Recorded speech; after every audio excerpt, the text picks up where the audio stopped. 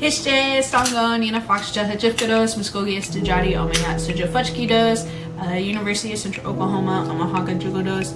Hello everybody, my name is Nina Fox. I'm a proud member of the Muscogee Creek Nation, and I am a current student here at the University of Central Oklahoma, where I am studying nursing with a minor in psychology.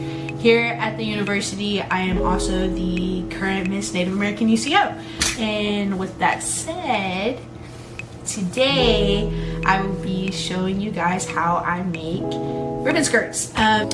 This is just how I make them. It's not really like the set way to make them, but I just thought I would share how I make them. And yeah, let's get started. So to start off, I have a list of supplies. I will also have directions and more details about the materials with a link that will be added.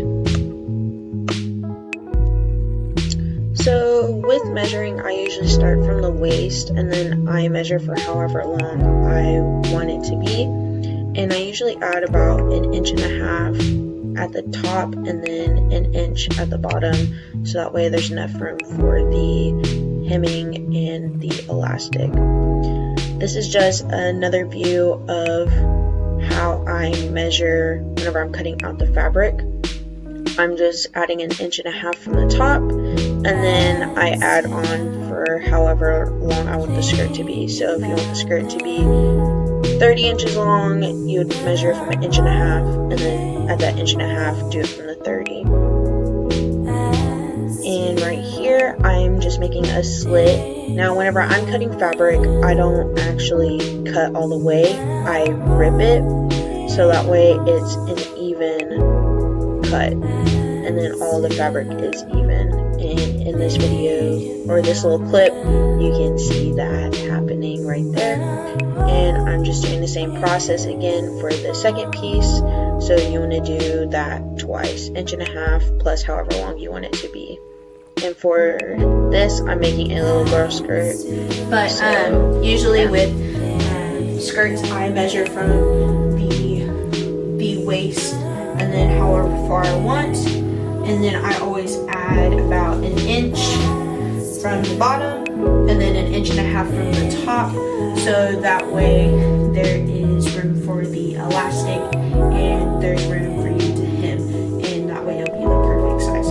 Okay, so now you have these 2 pieces of fabric, and they should be the same length, and what you will do is you'll unfold it and it'll be long like this. Then you'll take this other piece, and what we're going to do is we're going to sew these 2 pieces together. So what we're going to do is we're going to take one corner and line them up and have like the patterns facing each other. So after you put those 2 sides together, you're just going to sew them together to make a seam. So that way it's one big piece, and this is just me sewing all the way from the top to the bottom to create that seam.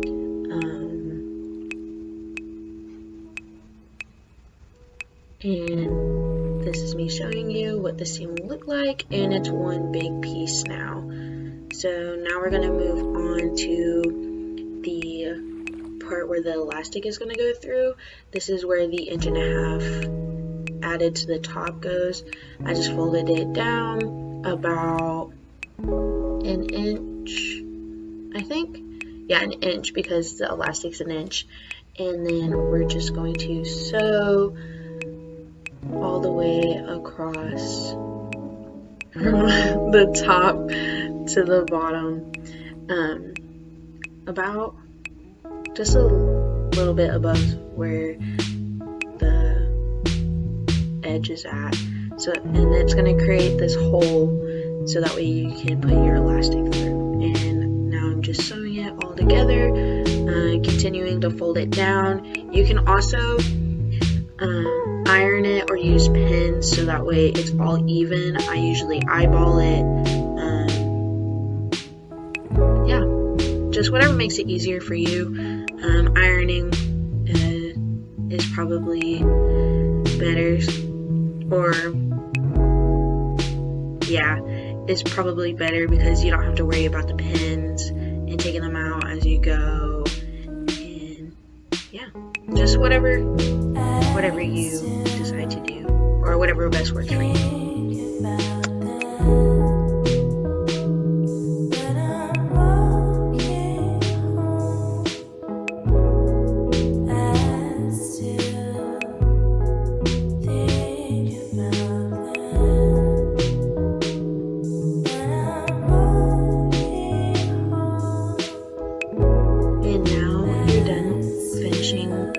Top part of the skirt, and that's that fold I was talking to you about where you're going to put the elastic through at the end. And now we're moving on to the hemming. So with the hemming, I usually fold it about half an inch and then fold it again for another half an inch, so that way it's a double fold, and that's so that there's no fraying at the bottom of the skirt, because that's where most of the fraying usually happens.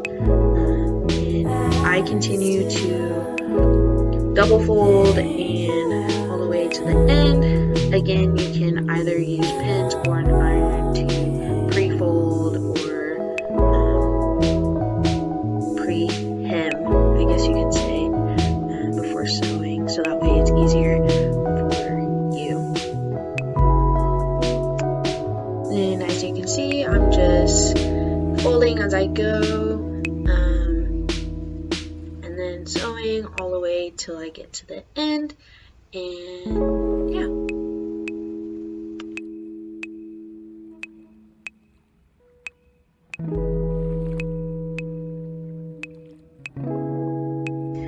And I always do the hemming and the elastic part first, so that way I don't have to worry about it at the end. This is me showing you what it looks like on the inside and outside. And the bottom is done, and the top is done as well. So now we're moving on to the ribbons. For the ribbons, I usually go about 1.5 inches, 2 inches above the hem. You can go as far up as you would like, but what we're going to do is we're going to place it on there. You can also use pins or mark where you would like your ribbon at. But we're going to sew down one side and then the other side, and we're going to do that for the other ribbon, so that way it lays flat on the fabric. We're going to try and sew as close as we can to the edge, and yeah. So this is what it looks like after I sewed one side, and now I'm about to sew the other side, so that way it doesn't flap up like that. And you're also going to do that, oh, there's a close-up of what it looks like. And you're also going to do that for the other ribbon, or as many ribbons as you would like. I went about 2 finger widths above the first ribbon, and we're going to do the same process of going down one side and then sewing down the other side as well. I usually eyeball it, that's just how I do it. You can do it, like I said, however you would like. This is just how I make my skirts, but this is just me showing you how I try to sew as close as I could to the edge of the ribbon. Try not to go too far into the middle, but that's what it looks like after you sew on your ribbons. And then I usually clean up after I sew on the ribbons, just so that extra thread doesn't get in the way. And then whenever you're finished with that, you're going to fold it again, and you're going to line the ends together so that way you can sew the other seam.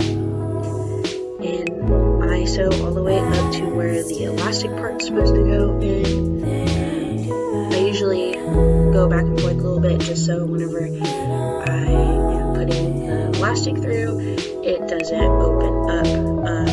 You don't want to sew over the holes because that's where you have to beat the elastic through. I'm about to show you here in a second what it looks like. Yeah, so it should open up like that. And then this is the elastic part. So you want to get your safety pin, put it in at the end of the elastic, and you're going to use this as kind of like your needle.